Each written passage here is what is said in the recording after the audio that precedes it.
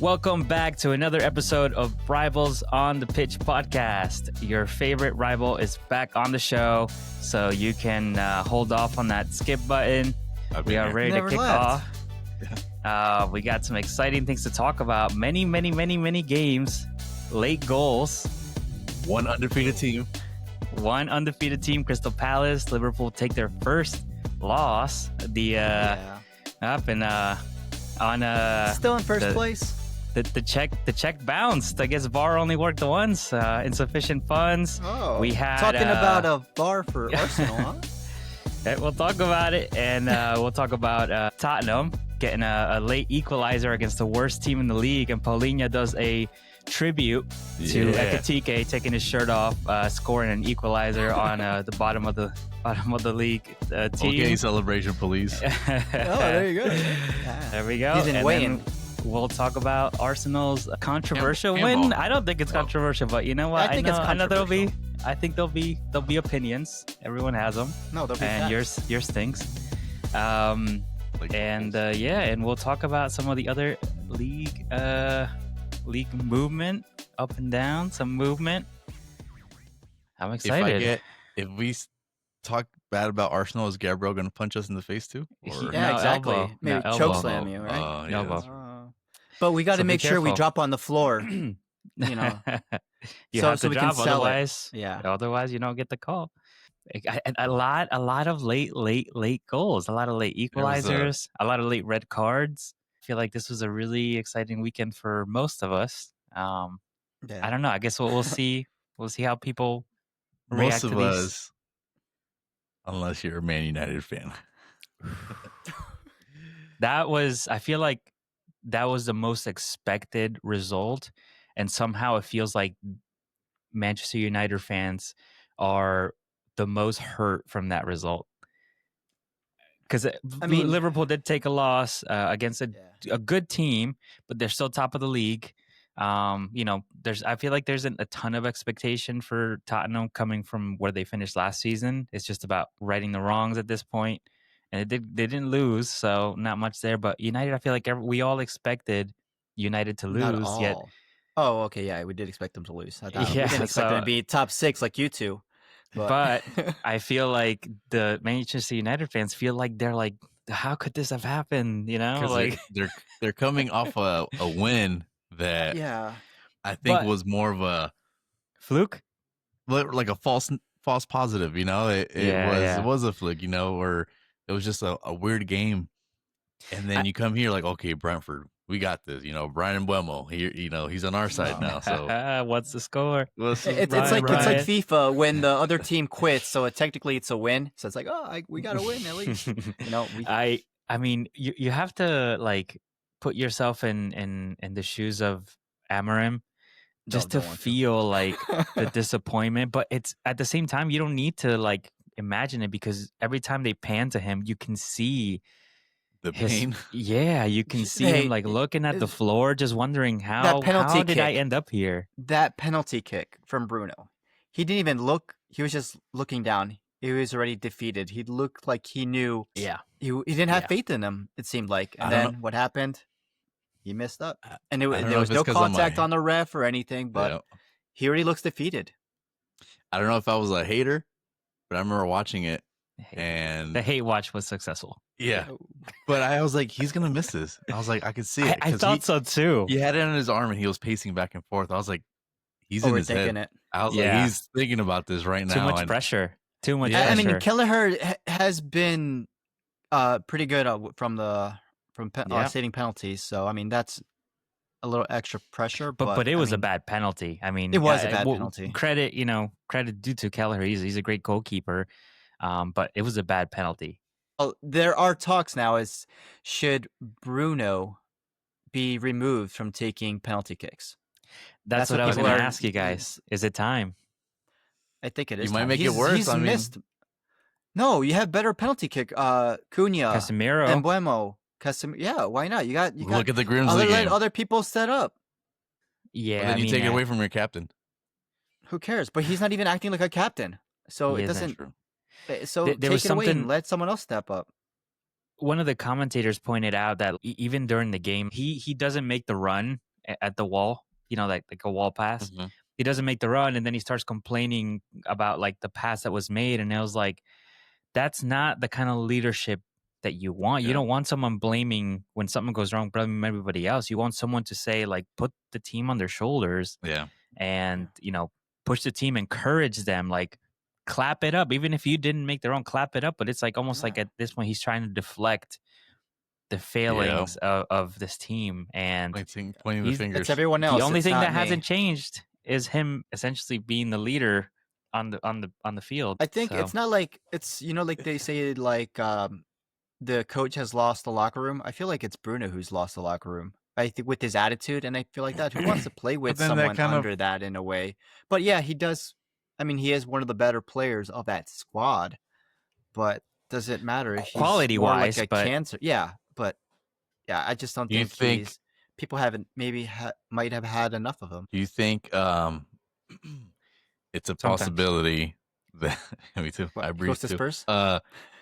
Oliver Glasner heads over to Man City or Man He United. did say he'd do it real quick. I've been reading things. I don't know if it's true what I've been reading, but it sounds like Man United is keeping Ruben Emery because financially right now, if they get rid of him, you're just losing more money. Oh, so it's better to and they just want to stick give it him the out. full season to see and then make their I heard it was like decision. January. They want to give him an extension.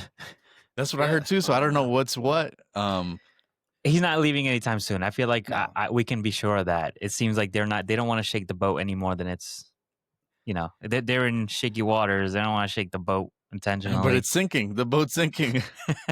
Do it when the season's over. If you bring in someone in mid-season, it's just going to be way worse. You let them finish the season, assess it, and can them or whatever. But let a coach who's coming in start from the summer. Let him have his pick of players, his training session, and let him do it from the start. But he had didn't he have a whole summer though? Am I wrong? No, but I'm talking about whoever comes to replace him. I mean, that's better to have. Yeah. Yeah, but I mean, you got Mbeumo, you got Cunha, you got Sesko, you got in that midfield, you got Bruno Fernandes, Casemiro. I mean, he's kind of but then you have a decent team. Then Euro, whatever, United fans rate them pretty high. Yep. So it's not like you can say, "Oh, this is a bad team. Oh, I don't have players." I think it's stubbornness. I think you're out of ideas. Whatever worked in the Portuguese league might not work here. So why not surround yourself with coaching staff that has been in the Premier League, and maybe they can bounce off ideas and whatnot. Because right now, like, I picked them 6 because I really thought that they were going to start. You should have been 16, more like it. Right. I put them like 5th, I think. Yeah, they weren't even mentioned. Honorable mention. No, forget that. But I agree with Alan. They should have brought in like Ruud van Nistelrooy. He should have not left. Maybe he should have stayed like his assistant manager or like a Michael Carrick. Someone, one of those club guys should have came in and been his his right hand man and stay with him and show him the culture and everything like that and give him an idea. It's like, all right, I don't think that's gonna work. We've played. I've had experience. It doesn't seem to work. But I he's feel not like change. He's only won like 8 games. Yeah, since he's taken over. In 30s, was it 30 something? 33, I think last. So 34 right now. One game. It's like one game a month is what they were saying. 17 losses, I think, or 18 now. And I was gonna say, how do you guys feel? Because I feel like if I had to choose a captain for that team, I would choose Maguire. And I know he's been like a little bit of like a scapegoat, but I mean, the dude, he can lead the team, I feel like. As of lately, he's also won the Premier League. He's won a Premier League title. But I mean, we talk about Leicester. Who's on that roster? Who's the vice captain on that team anyways? I feel like Casemiro, probably. Casemiro. Bruno, right? like this? with one hand. Like the sock He's puppet got or the whatever. devil on one side and then the angel on the other shoulder. And he just talks to himself. But I think that would be like Casemiro should be the one who should be standing up because he's done so much at Real Madrid. Maguire, Maguire. But I mean, like, if you see Casemiro something can't even is stay on wrong, the field. yeah, if you see something wrong, you should be vocal about it. And I feel like Casemiro, what he's done, everything he's done at the International League and in Real Madrid, he should be like, yo, Bruno, quit that stuff, quit whining, and man that's up. the thing. No, there's just too many issues, and I feel like some of it seems obvious, but they're just not addressing any of it, like any of it at all. Obviously, like Amorim refuses to change his tactics. Speaking of changing, is it time for Lamont to be the new goalkeeper to start? I think it's his time right now. You switched to Onana. You went to your second backup, and he's had blunders. He's basically Onana in disguise. You paid money for this goalkeeper. I think it's time for him to start. Things can get worse, right? Can they? Yeah. I mean, whatever. Or they can get better. Maybe I feel feel like be that little spark. He can at least get him a draw, clean sheet, and that is a point right there. I feel like the only thing that's going to fix this team is healing the wounds. I think in the winter, you go out and give De Gea a call, say, I'm sorry, come finish out the season with us, and then, back the team, stay in the dressing room. Get Van der Sar while you're at it. Yeah. Who's going to want to go back? Who's going to want to go back at this point? Nobody wants to. I mean, how attractive is this situation? I mean, they're still recruiting players, right? This summer, they were able to recruit Cunha and Buemo and Sesko, but do you think they sit there and like, damn, we messed up? Like, does Sesko think, damn, I should have gone to Newcastle? Yeah, while they're driving their Lamborghinis back home. Oh, I think we messed up. No, forget that, man. They knew what they signed up for. They're hoping to be the hero, like we've said, but it's that hero talk is going to take it's going to be a long journey. Hero, baby. Yeah. Where's Pep Benatar? I need a hero. Losing 3-1 to Brentford, Brentford that lost in Buemo, Brentford that lost Wisa, Brentford that lost their manager, Norgard, yeah. And they're in 17th, they're in 17th place. They're just one spot above relegation. I thought Manchester might have gotten that win. It was there for the taking because they're coming off a win. Brentford was coming off a loss, but then Brentford at home was able to get the win, and it's just bring back Manchester United back down again, hard crash landing.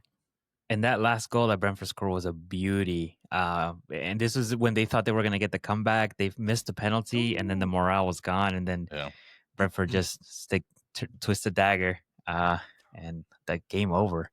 But like I said, I feel like everybody but United fans knew that was going to be another loss.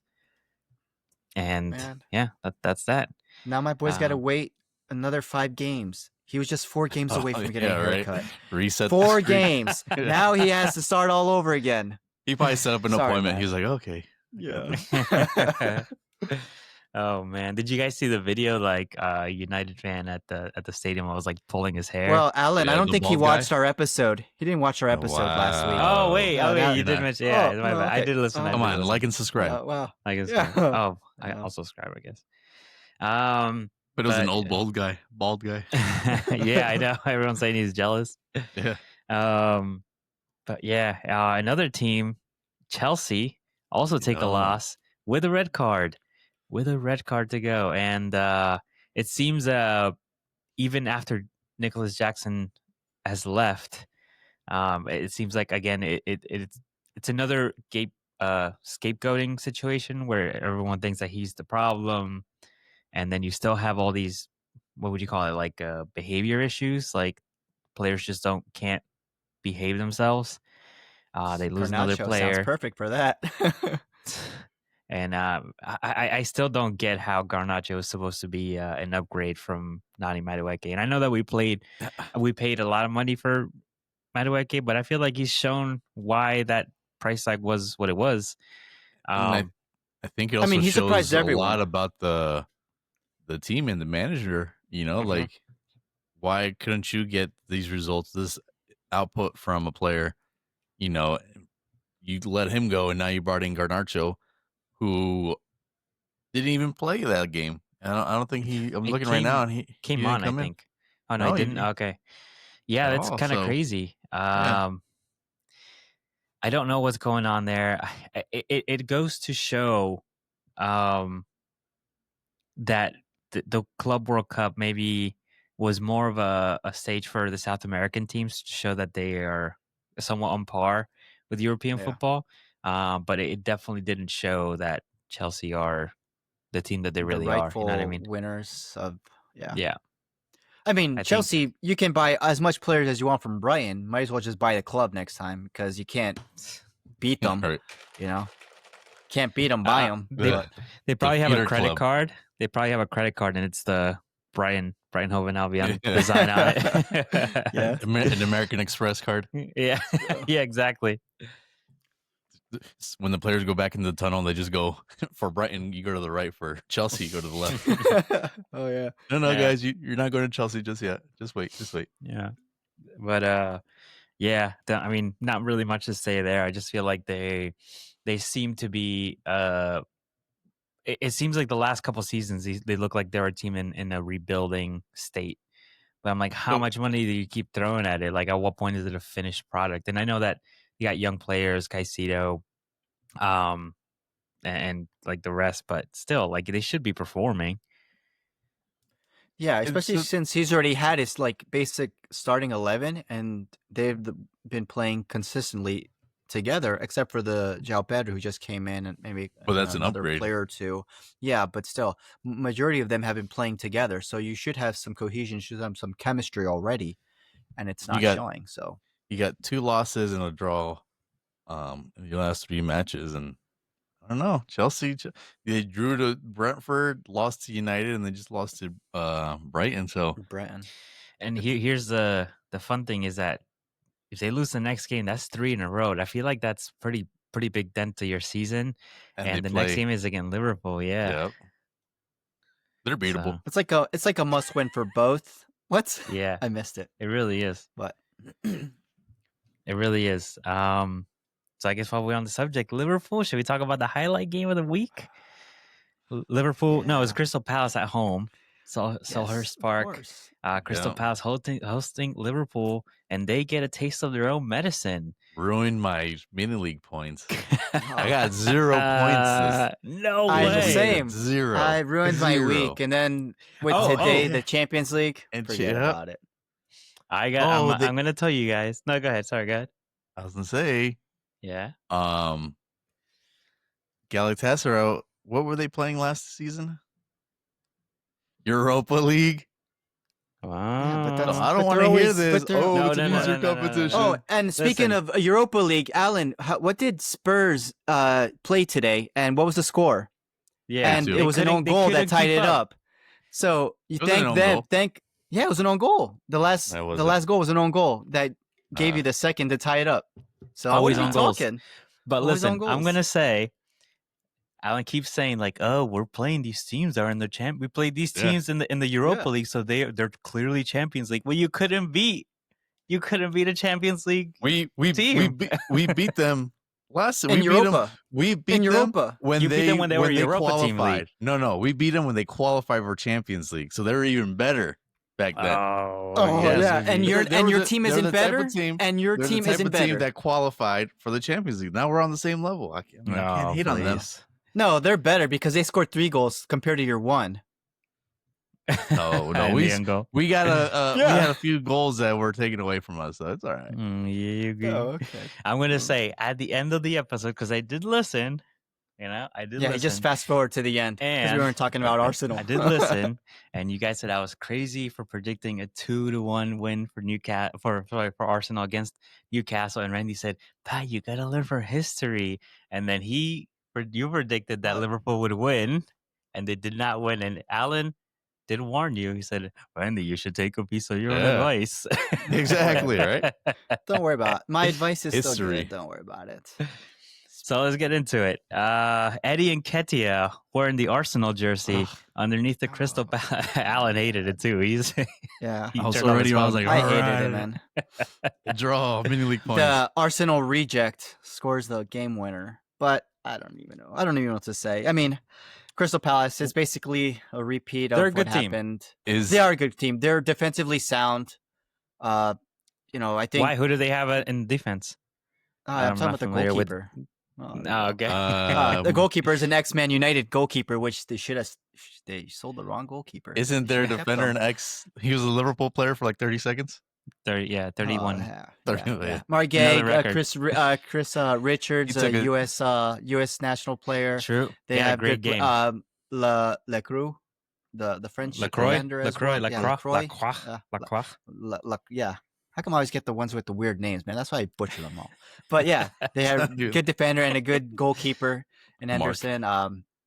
They played well. I think that first goal is what messed us up. And then after that, they're good defensively. We've been trying to get the goal. And then, our super sub, Chiesa, comes in, clutch, does well. I think he should be starting more, or I don't know. It's a good thing to have when you have a player like that on the bench. Where is we he almost got it. We can figure a way. We can find a spot. I mean, what's his name? Arne Slot has been saying they're rotating players, which was why. If you saw Champions League today, why Mo Salah wasn't starting, which is weird, but still, there's going to be a lot of rotation because there's a lot of games, and he's not trying to. Worried about injuries and performance and burnout and all that stuff. So, but Crystal Palace played well, and I got to give credit to Allison. He kept us in. He did. Could have been worse. Could have been like 4-0 in the first half. Yeah. He's been well with those one-on-one situations, but I think the last goal came down to even Arne Slot said it basically was a Frimpong mistake. He was basically they were all supposed to be defending. And he was the one who got a little too excited and was going on for a counterattack. And that is what left the game winner, to get that the goal. And that's what basically, when I saw that, I when the ball was coming towards Eddie, I was sitting on the couch and I clenched like the cushions. I was like, your cheeks. It's like time froze, and I just saw that ball coming at him. But man, I wanted to ask, because how do you feel? I feel like he didn't mention specifically Frimpong by name, but he said that one of our players got it wrong. Yeah, exactly. He called him out. And how do you feel? Like, do you feel like that's the right thing to do, or do you feel like that's not constructive? I feel it's the right thing to do. Like when Ugo took off his shirt to get the second yellow card, he even said it. That's like, it was stupid and whatever. Yes, but he also said, yeah, we've all done stupid mistakes like that. Take our shirt off. I do it every day. Yeah, and get a card. I'll do it right now. Okay. Ooh. And then it's gonna have a Crystal Palace tattoo, season member. But no, I think it's fine. Yeah, I think it's fine. Some people learn the hard way. It's like, I think that's embarrassing. I don't want to be called out like that again. So maybe I'll step up my game. But every person takes it differently. I think it's okay. I think it's okay to call out the players because this is probably something he said to him in person first.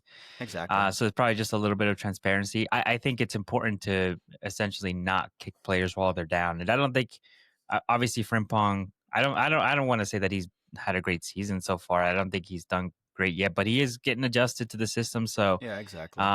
There's those growing pains. So I don't think he's like essentially kicking him while he's down. So I think it's okay to hold players accountable. And like I said, I'm sure this is a conversation that they had like in the locker room, learning moment. But yeah, exactly. Arsenal, I think took advantage of that slip up by Liverpool. Is the Liverpool luck running out because it's 2 defeats in a row? I even said luck. Where's your rabbit's foot? Luck. No, I even said it's 2 in a row. Luck is. I said it that it was a difficult thing to do as well. And Galatasaray is a hard team to play, especially in Turkey. Those fans are crazy. You saw the pyros outside their hotel room. No, it's a hard place to win. And I think Liverpool doesn't have the best record against Turkish teams, especially playing over there. It's a hard place to play. Whatever. It's still early in the Champions League. Yeah. But I think there's still plenty of time. But I do have to think. I think Jamie Carragher even said it. A lot of these mistakes fall back on Konate. He played horrible against Crystal Palace. He did. He played horrible against in Champions League today. Made that back pass, which almost gave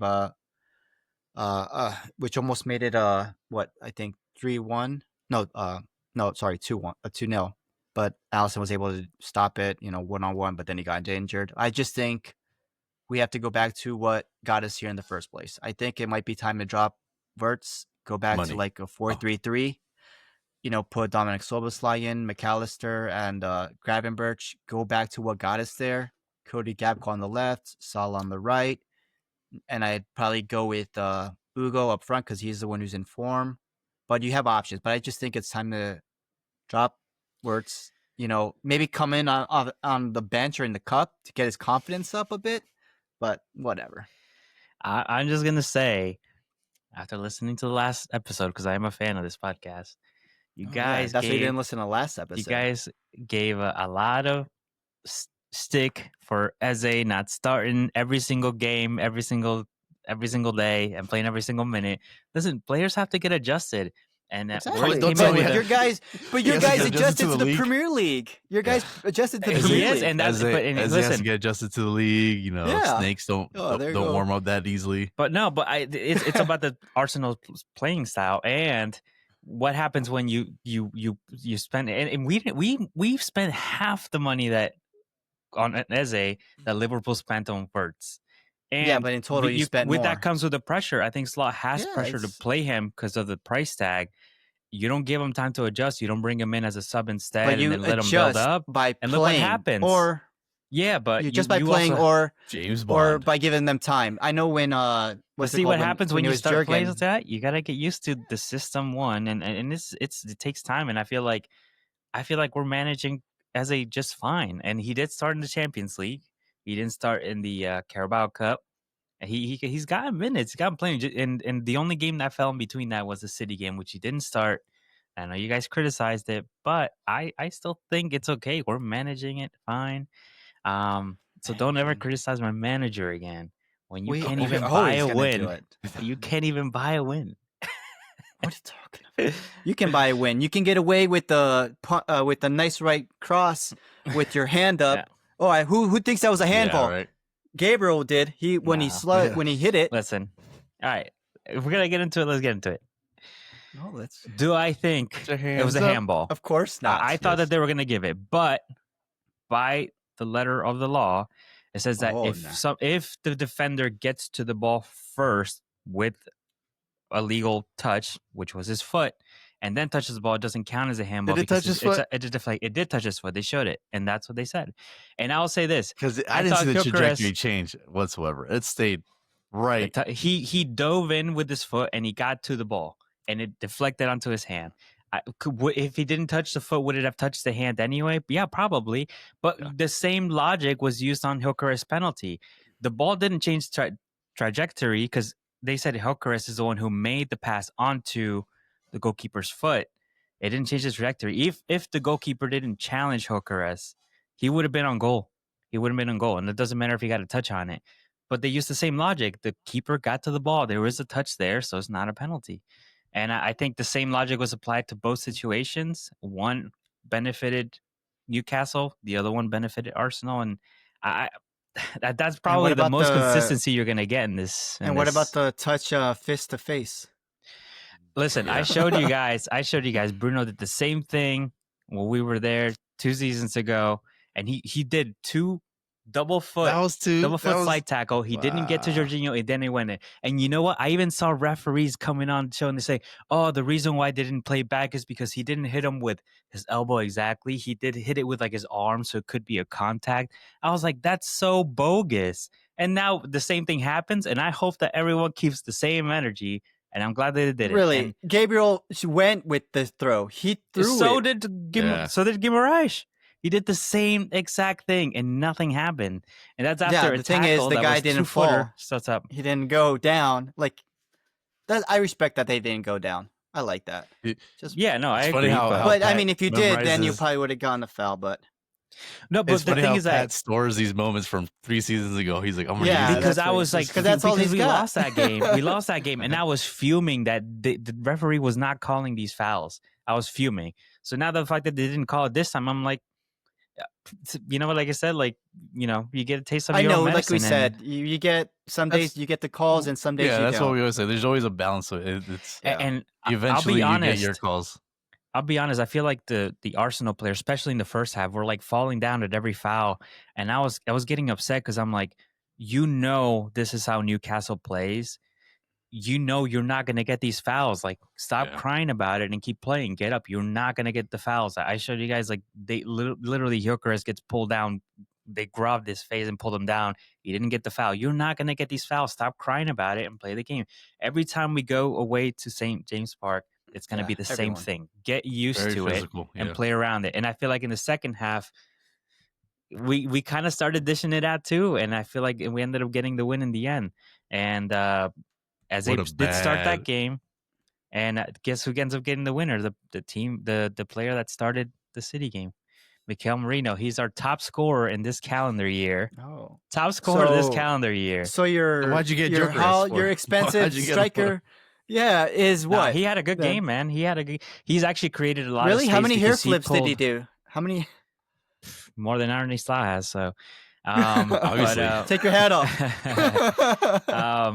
He made a lot of space for Saka and for Eze because he was like pushing. Yeah, he came out for this game. He did for City. He was injured, so he came in at the half when Nani Madueke came off injured. But he made a lot of space because he was making those runs in and he was pushing the defense back, which made the midfield and the defense like a big gap right there, and it allowed us to play our game there. Unfortunately, just like the City game, we conceded a cheap goal. I think Gabriel went down way too easy. Like I said, I complained that the Arsenal players were going down too easy. You weren't going to get the calls, but we fought back. And unlike the City game where we pushed and pushed and pushed, and this one we actually got the winner, which was it was. And for it to be set pieces. If Nick Pope would have played a better ball with better time management, this could have ended up as a draw. But he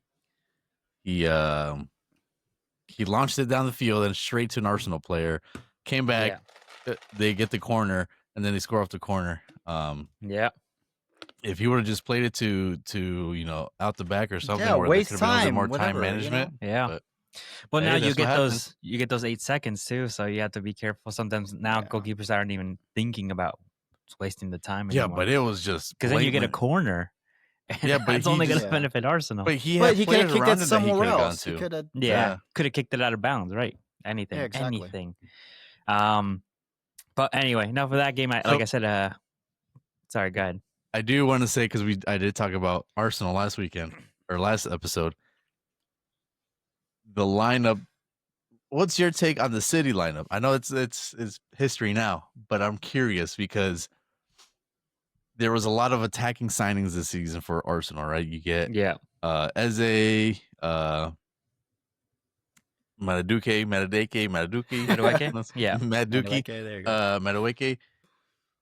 and Gyökeres, So what was your thought on that when you saw the lineup, the starting 11 for that? Like I said, Eze played the Champions League game before that game, and then he ended up playing the cup game after that. So I think it's just about rotating players. I don't have a problem with Merino starting over Eze, especially in that game, because like I said, he's a top scorer this calendar year. He came onto that game from the international break where he scored a hat trick for Spain, and he came off with 4 goals during the international break. The dude is a threat, and we saw it against Newcastle again. So, like I said, I get it. I do think I don't think we were playing defensively that game, and like a lot of people are saying, "Oh, we were playing not to lose," because it ended up in a draw. But like we mentioned, like you guys mentioned, like 38% possession, the least possession Pep has had in the Premier League ever. So we were clearly out there to win it, and it just didn't happen. We got the equalizer too late. I think the lineup was good. I mean, we started. Everybody was a starter, with the exception of Saka, who was injured, and Odegaard, who was injured. Um, Trossard, like I said, that wing where Trossard is, I think that's the only like part where like we don't have a definite starter. So I was okay with the lineup, if that's what you're asking. I feel like you just you protect your manager too much. I feel like you don't say anything bad about Arsenal. No, I do feel like I will say he'll protect them until his 12th year when he still hasn't won anything. No, I will give him some. A good goalkeeper. I'll say that I think the subs came on way too late for the City game. And I also thought that they came a little too late in the Newcastle game. I feel like sometimes he holds on to the starting players a little too much.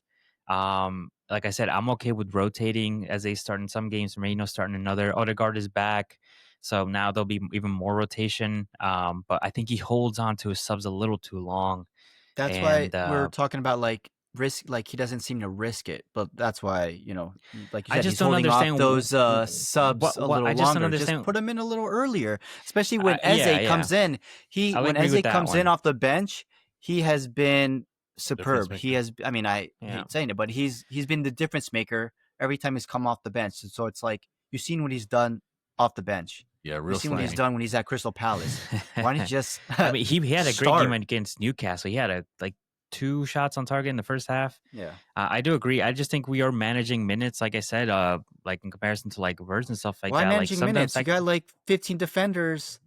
Nah, we got 8 defenders across the back 4, so we have 1 for 1, and that's it. And Nketiah is injured, obviously. Saliba's coming back from injury, so it's good to have. But when we have a player in each position, the only one we have an excess in is in attacking midfielders, which we didn't have last season. It was Odegaard or bust. Now we have Waneri and Eze and Odegaard. So, like I said before, and I'm going to hold myself to it, no excuses this season. You know, if we don't win it, then questions have to be asked about the team, because the team's there. The team is there. It is. Yeah. No, I'm growing this until we win, till we lose 5 in a row. But yeah, like I said, I'm happy now. 2 points off the top, which could have been 8 if we didn't win that game, and Liverpool did win. Could have been 8 points, and I know we're only 6 games in, but it's a lot. That's a big gap. But anyway, so yeah. All right, should we move on to Tottenham? Late equalizer, Palhinha. Wait, I also wasn't done with Arsenal. Oh, sorry, guys. Oh, wow. That's fine. Let's go. I know you're a fan secretly, but no, yeah, right. Because he's trying to avoid the Wolves talk. He's trying to avoid. He was so close of getting. He was so close of Spurs picking it up. Wolves getting their first win against Spurs. Not today. Your Almost. Your appointment with Dr. Tottenham has been canceled. Not so generous this season. Yeah. Nope. Hey, honestly, we always lose to Wolves. I don't know why, but it's a trend. We lose to Wolves and we get blown out by Newcastle at home or away at St. James Park. And you beat Man City, and it's just a weird rock paper scissors type of thing. There's not much to be said. Honestly, I think that's a bad thing. We've drawn 4 of the last 4 matches. We've drawn to Brighton, Wolves, and today during the Champions League to Bo Glimp. And, you know, we're scoring off set pieces. It's just, to me, it's too early to talk about, you know, what is Thomas Frank the man for the job, right? But it's to a point, it's like, are you running this squad like as if you're a bottom or mid-table team? Like, you know, those teams, they're playing low blocks, trying to get these teams on the counter. Like, it's the lineups. I get it. On the left, we need a lot of help. You know, Brandon Johnson on the left, he was good for us last season on the right.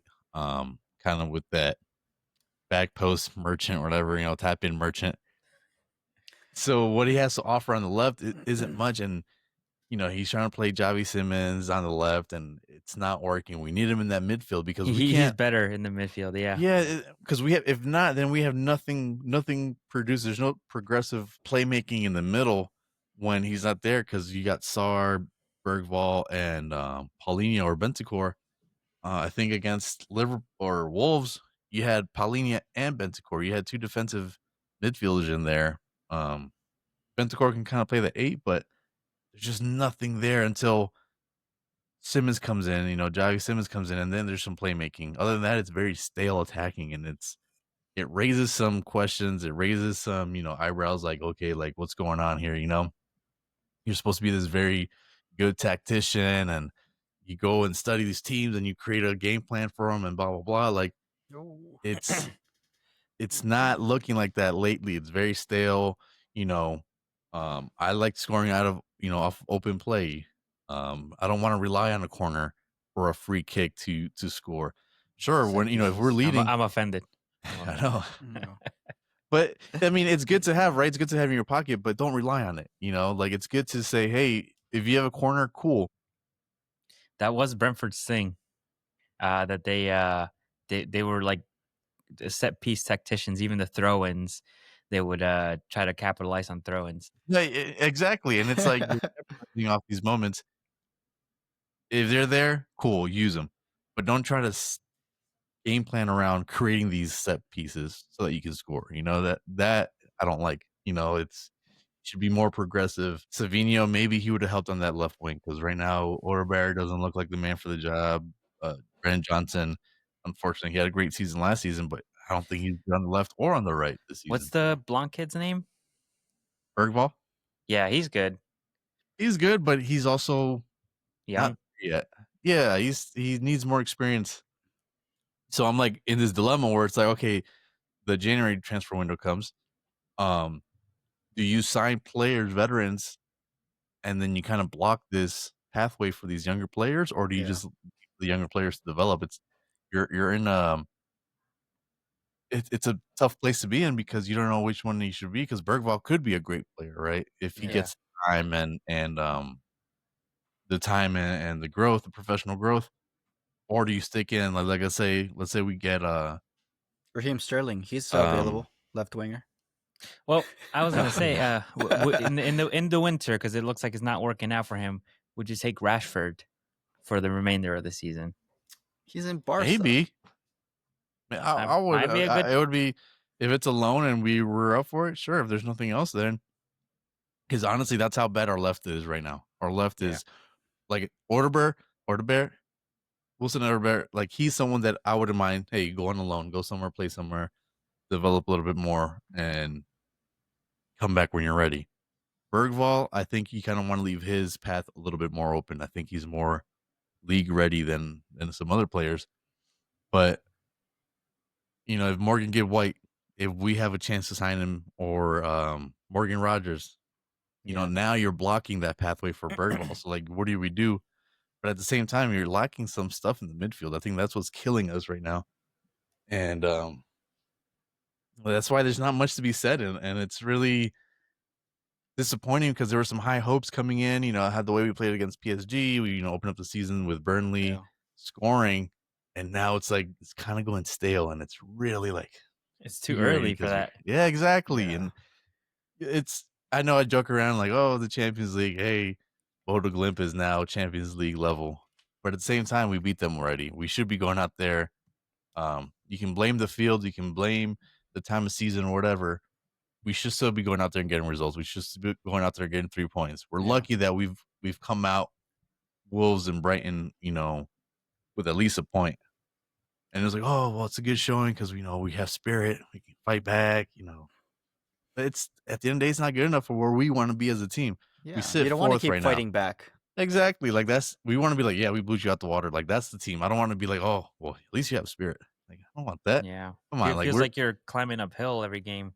exactly, and we're supposed to we're fighting to be a top 6 team. We're sitting fourth, but we shouldn't be like praising every draw like as if it's a victory. So, do you think I know it's very early for transfer talk, but do you think this summer or the winter window starting in January, do you feel like that could be like a make or break it uh, piece in this season? Do you feel like if you don't get what you are clearly lacking now, that you don't have a chance at top 6? Top 6, no. I think we can still try to fight for top 6. If we want to be competitive in different leagues, as far as domestic, Europe, yeah, like we need to have a good January window so that we can be competitive on multiple fronts. And what's a good January window? Just a left winger? A left winger. You said a midfielder, maybe? I want to see what. No, because it's a shame that Madison is so he's older too, but he's like injury prone, I guess. Yeah. So it stinks because I feel like you're not gonna get another attacking midfielder if you have him in the squad. They're just gonna count on him to come back. And we have Kulusevski, who's supposed to be back by then. So I think right now left wing and a striker, because Richarlison, good first games, but I don't expect much more from him. I think about your people are overhyping him. He's injury out of nowhere. This annoys me too. It happens, man. It happens to Arsenal too, I feel like. Where Solanke was injury free almost his whole career. Minor injuries, right? He missed a few games. Comes to Tottenham, dude barely sees the damn field. Kulumeno, Koulibaly, he missed one game last season, and then he comes to Tottenham and misses a bunch of games. Like it infuriates me because I don't know.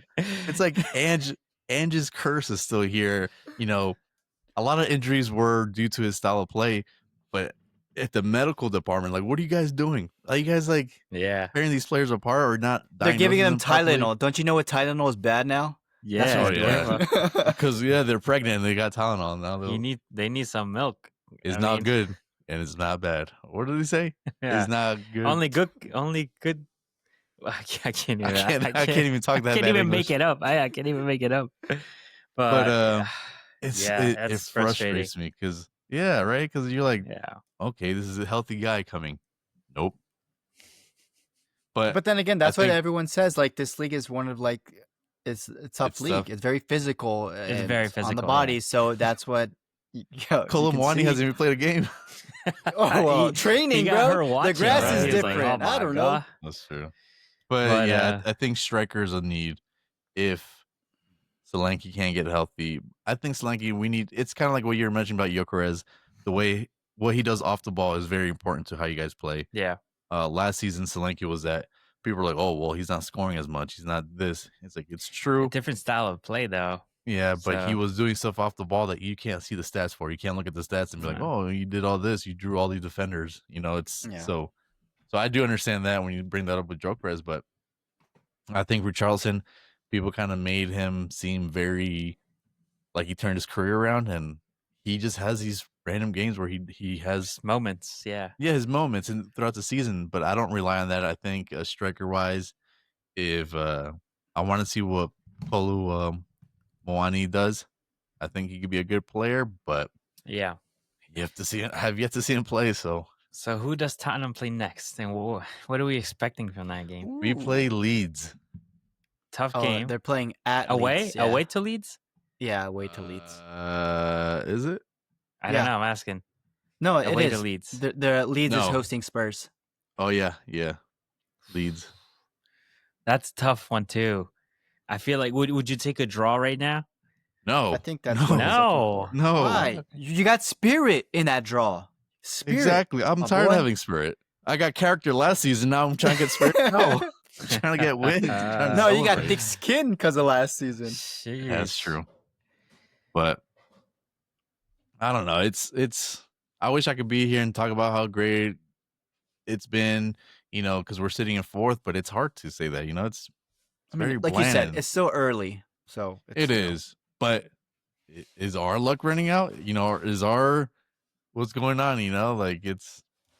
I think you were 17th last season. I said before. I feel like there's not a lot of pressure. I think you just got to let Frank work. He's also getting used to a new team. Yeah. He's also getting used to what these players can do. As long as you get mid-table, I think you're fine. As long as it's something above 16, 10th and above. You know, it's funny because I think that's normal standards. But the expectations, I think we set expectations real high after the players that we signed. Because we went after top 16 technically, you know. So and because what Vivi said before he left, we want to challenge you on all did get some good players. Colin Wani, PSG, Xavi Simons. Where did he come from? But they need or time. Leipzig. Yeah. But he was also at PSG. I think he was. Yeah. I think he was at. Oh no, Chelsea was looking at him, but yeah, Barcelona. he was hopping around a bit. Yeah. That's what I'm saying. We got these players in who are high profile now, so it's like, okay, now you're showing your intent on what you want to be. So I guess now our expectations went higher, and you just fired Daniel Levy because you want to be better. So guess what? Now our expectations are even more high. Like, we're seeing where this club wants to be. So us being like, okay, well, at least we got mid-table. 17th last season was a fluke. I think that was Come on. No. We gave up as soon as we became safe in the league, we threw the league away. Which is it right? Which is why he got fired. When Arsenal saved you. No, when we were safe. When we saved ourselves. You know, listen, when we beat Manchester show, City when no one else would. 17th and 15th in the league ended up in the Europa League final. Make your own opinions. Yeah, and now we're in fourth. And we yet to lose a Champions League game. You know, it's funny. On the last episode, I'm gonna keep bringing it up because I wasn't here. Oh my god, he's writing his notes. On the last episode, you said, you know, we're right there with Arsenal. We're tied up. We're only 1 goal difference, and this weekend, I feel like it all came crashing down. Well, it's just 1 week. Not yet. There's still next week. There's still plenty to go. Still plenty of season. All right. Nuno Espiritu Santo. To West played Ham. His first He's resurrected game with West Ham, and he gained a point from it. Yeah, against the mighty Everton. I don't think Potter wins that game. No, I think Nuno. You saw some of what he wants to implement in that game. So he got the draw. He dropped Ward-Prowse because he was next player in Nottingham Forest. He just carried the same thing, so you know he's already has an idea of what he wants to do with that team. Yeah, and then Ange Postecoglou has managed how many games? 5 now? Yeah, 5. He's already matched his with the cup. point total. 4, at least 4. Yeah, so he's the cup. Yeah, it's 4, and he's only got 1 point so far. Who is going to have a better season? Ange Postecoglou with Forest or Nuno with West Ham? No. You think so? Yeah, they have. I know they lost. What's his name? Kudus. Kudus. Yeah. But I feel like they still have Jared Bowen, who's a great player. They still have Paquetá, who's one of their main midfielders. You know, I feel like they have a decent team, and I just think he's gonna get a January window. I think he's gonna get. That's signed. true too. I just think he's gonna. I think he's gonna outcoach. Outcoach Nottingham Forest and Ange. Yeah. I think Nuno knows how to survive these situations. I think Nuno knows how to take a bottom team and make them survivable. I think Ange with Forest is more of a we're trying to win everything. So you kind of you run into some issues where you might not be as good as you think. So you're gonna start losing all these matches, and you don't know about survivability at the bottom. You know, you want to win every game, but sometimes it's not about winning every game. It's about not losing every game. And there's a difference there because you're coming out with matches with a point at least that keeps you in the league. So I think Nuno knows how to do that because he's done it with Forest. I mean, with he's done it with Forest and he's done it with Wolves. So he knows the league. He has plenty of, like Rennie was saying before that we recorded. He's been on several different teams in the Premier League, so he's been in the league for many years. So he's been with Forest, with Wolves, Spurs, and now with West Ham. So he's been here, done that. So I mean, depends who finishes in a better position. We'll find out if the owner did right by West Ham. Nuno. If Nuno and Ange finish above Spurs. Oh, come on. Why are we going to bring that situation? I thought you were going to talk about West Ham over. Why? Because it's a perfect triangle, man. Imagine. What if Ange finishes over Arsenal? Imagine. It's not believable. Okay. It's just it's a good connected dots because it makes sense. But so we all think that Nuno is going to be higher than Ange this season. If he does Ange get fired.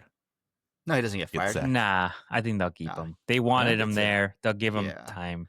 It's just a bad look. It's because, he wanted to win, and if Nuno does better than Ange, it just looks bad. And you got to wait till his second season, so yeah. You can't fire him before that. I don't know. I'm so lost with this season. Or hire Arteta and wait till the 9th season, huh? Yeah. Don't worry. We win in the okay. The four-leaf clover this year. Don't worry. Oh, 4-leaf clover. Okay, yeah. That's what Arteta's pulling out all the stops. Yeah, he's looking at the end of the rainbow for a pot of gold. He's looking for winning the MLS, everything. Sorry, Messi. But yeah, across the league, we also had Manchester City win 5-1. It was 0-0 at the half, 5-1 at the full time, and making dramatic. We also had Villa beat Fulham 3-1. Villa getting back on that winning horse, and that is all last game. Marco Bizot. Oh, and Sunderland get another win now. I know we mentioned we mentioned the Forest loss, but we didn't mention the Sunderland win against them, which Sunderland was in 5th. It's too early for Sunderland table talk, till I die. And let me tell you, Xhaka has been a monster in that midfield. I read something today that they that said that Wirtz is nothing without Xhaka in that midfield. What do you think? Ooh. What? Who? Wirtz? Oh. That was the midfield. It was Xhaka and the DM and Wirtz in the attacking midfield. And they're saying that he doesn't have that anymore, and that's why he's struggling. Because Gravenberch, he's great defensively, but I mean, he's good. But I mean, does he lack experience a little bit? Xhaka is an ex-Arsenal player is why you're putting him on a high horse. That's it. Which is why they wanted him out of Arsenal. But listen, I think that Wirtz gets held up to a high standard because of what he did at Bayer Leverkusen. I think Xhaka, we got to hold him to the same standard too. I mean, my man now is because also he's invincible. No. He's also invincible. All right, I'm just pushing your buttons. All right, ready for next week? We should. Real quick. No. Yeah, I don't know. winning ways. He's already going to change his mind on his predictions. Like, oh, no, I don't want that anymore. Can I change it last minute? I'm betting on Nuno this next week. Okay, all right. Let's see. Let's do quick fire on everybody but us, and we'll save ours till the end. So we got Friday game, 3 p.m., 1 p.m. for Mountain Time, 3 p.m. Eastern. Bournemouth at home hosting Fulham. Bournemouth. Give me Fulham. Semenyo. I'm gonna go Semenyo in January. Yeah. All right. I'm gonna go Bournemouth. Good luck. 1-0. Yeah. 1-0. I hope Bournemouth loses every game now until January, so Semenyo wants to leave, and then pick him up. All right, and then he's going to make his decision last minute and go to some other team. Watch him go to Nottingham Forest. That could happen. All right, Saturday, 10 a.m. Eastern Time, 8 a.m. Mountain Time. We have United at home hosting Sunderland, who are on a streak. Sunderland. Okay, all right. Well, Jesus. I didn't even finish that sentence and you guys were like Sunderland. All right. Then we have Everton at home. This is on Sunday, 9 a.m. Eastern, 7 a.m. Mountain. Everton against the Crystal Palace, the last undefeated team in the Prem. They're playing at Everton. I feel a draw. Yeah. I'm gonna go Palace. I think they're motivated right now. They're hungry. They haven't really beat anybody good though. Oh, don't worry about it. Yeah, all right. When we face Wolves, we'll show you how it's done. All right, okay. I'm talking about my team like that. Yeah, I'm holding you to it. All right, and speaking of Wolves, same time, Wolves at home hosting Brighton. Okay. I'm gonna get Wolves. They play well. I thought you were gonna say Wolves because they had such a good game against Tottenham. But if you're saying Wolves are not that good enough to beat Brighton, no, damn, we beat ourselves against Wolves again. It's always they didn't beat us, we beat us. But with Brighton, they knew we should that, have beat Brighton. so they knew Honestly, that, so they threw us an own goal. That's why. We should have beat Wolves. They had some opportunities. We just lack finishing. Brighton, same thing. So these are two teams that technically we should have beat, that we did beat. So you're saying this is the phony derby? Yeah, this is Flukes. Flukesville. Fake news. All right. From Alan here. Same time, lots of 9 a.m. Eastern games here. Aston Villa at home hosting Burnley. Oh, Burnley coming off that 5-1 If loss. you can tell which team is which, I think I'm gonna go with Burnley. I think Burnley can. They're gonna bounce off this Man City team. I think they can score. And Villa, they did score finally, but I don't think it's gonna be such an easy game. I don't think it's gonna be a game that you say, "Oh yeah, I know who's the clear winner." I could be wrong. Yeah, because the jerseys are alike. That's why. I'm gonna go like the Spider-Man meme. Yeah. And it's funny because they both got rid of like the light blue sleeves. They're both wearing just the maroon shirt, and it's like, oh geez, okay. Copy and paste. All right, and then last one before ours is Brentford at home. This is on Sunday, 11:30 a.m. 9:30 a.m. Mountain Time. Brentford at home hosting City. Upset? No? Oh wow. I feel like it could be a draw. I think it'll be a draw. I feel Brentford at home can pull it out. Oh, we forgot Forest and Newcastle. Oh, sorry, Newcastle at home hosting Forest. Yeah, Ange with no points. Newcastle. They're gonna be mad about that Arsenal game, man. And they're at home. Yeah, the elbows are gonna be flying. Newcastle with the win. There's gonna be 2 hamstring injuries, and someone's gonna get punched in the face. Yeah, 1 concussion, Newcastle. And one broken plate. Yeah. All right, let's dive into our games then. These are for we didn't even say highlight game of the week. What are we looking at here? Do we choose? Do we go for Chelsea, good teams Liverpool? Or bad teams? Chelsea Liverpool looks good, but didn't we just do Liverpool last game? I know but what other team then? Or unless you want to go with Man U, I was thinking United, Sunderland. That's what I was United, thinking. Sunderland looks good, or Leeds, Tottenham looks good to me, or Bournemouth, Fulham looks good too. Actually, these are two good coaches on mid-table teams. No offense, both were rumored to go to Tottenham too, along with Frank. Bournemouth, Fulham looks good to me. Actually, I convinced myself. Manchester, Sunderland. All right, Randy, tiebreaker. Sunderland and Manchester. I just think the storyline's a little good. I feel like it's a doable win for Manchester United, but Sunderland making their, it's Sunderland keeping the streak going. Yeah. Or it's United beating the teams that they should be, quote unquote, beating. Yeah. Let's see where good test to see where each of them are. Because I think this is gonna be a hard game to predict score wise. Yeah. True. I think Bournemouth, Fulham. I said Fulham, but it could be a draw. I feel like Sunderland are going to play better away. United I feel like they play worse at home. So I feel like Sunderland have the upper hand here, but maybe I'm wrong. All right, so let's start from the top to the bottom. So Saturday, 7:30 a.m. Eastern Time, 5:30 a.m. Mountain Time. You're going to be up to watch Tottenham lose, Alan? Leeds at home? I'm already going to be at work during this time. Oh, sheesh. Yeah. All right, so Leeds United we'll keep at you home. Updated. Tottenham visitors. What's the score? I think Frank is going to sit down with his pen and paper. He's going to put his hair in a ponytail. And chew the gum? He's going to get to work. He's going to twirl his hair in his finger, and he's going to sit down and create a game plan. And I think he sets up a team that he sets up a team that needs to win this game. So I think we win. So let's throw in the towel. Let's go lose. No, because these last few games, I think he's underestimated the opponents. I think the starting 11 weren't the strongest. They were kind of like, well, who can I get by with resting and So you're saying he was planning not to lose? What are you saying? Some of these games, yeah. Well, not to lose. I think he just thought that some of the players could get the job done.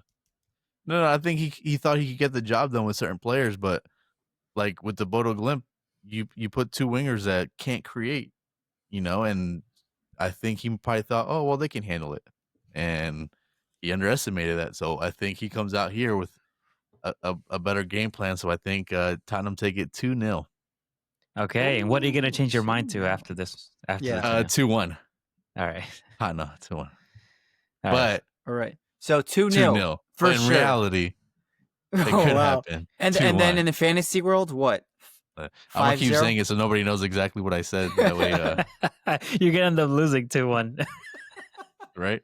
That almost happened today. I was like, God, I predicted 2-0 against Bodo Glimt, and then we were down 2-0. I was like, what the hell? All right, so 2-0, 2-0 to Tottenham. Leeds lose their home game. All right, next game is Arsenal at home hosting West Ham. This is on Saturday, 10 a.m. Eastern Time, 8 a.m. Mountain Time. Alan's going to be hate watching. Ren's going to be watching a butt clinched. Nah.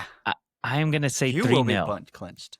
3-0 to West Ham? 3-0 to the Arsenal. We're at home.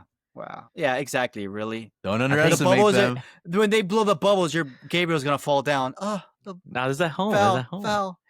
Oh, that is true. Eze gets his first Prem goal. He does have already one goal, but it was for the Carabao. He does have 2 assists already as well. But I think first Prem goal. I think Nuno draw gives them a little bit of a spark. I think they're going to be played better than what they actually are, but I think it's like, new manager, new tactics. Oh, real tactics. No. I just don't think they're going to break this defense down. But Jared Bowen. No, they're not going to break the defense. They're going to hold off for a draw. That's what it's going to do. We're going to scare Jared Bowen off to Tottenham. Don't worry about Jared Bowen. He's like, oh, no, I'd rather go play Bomo Glint. Too late. We played him already. Undefeated in Norway. Sorry. All right, so 3-0. Next game, this is 12:30 p.m. Eastern Time, 10:30 a.m. Mountain Time, Saturday. Chelsea at home, Stamford Bridge hosting Liverpool, coming off of that loss against Crystal Palace. What Chelsea are we getting this time? They're lacking a little bit in defense. I still think you get the lackluster. I think, Chelsea. Yeah. I think we're going to face a 10-man Chelsea because they're going to get another red card. They have some issues at the back, and they have Disasi, who they refused to loan out back to Villa. And we got a good center back there that you're just not choosing to include in your team. And I feel like, sorry, I know it's not my team to predict this against, but I feel like they're going to lose this one. But go ahead, Randy. Chelsea Chelsea I'll get you a shirt. Yeah. I'll get you a shirt. Yeah, I agree. Chelsea's going to lose. I didn't say Liverpool was going to win. I just said Chelsea was going to lose.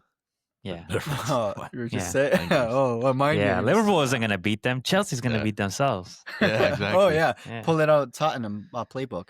I say Liverpool's going to recover off 2 losses. We ain't getting 3 losses in a row. It's going to be 2-1. I think Cole Palmer might score a goal, but after that, it's all Liverpool. 2-1. If Liverpool lose, I think Arnie might pull his hair out.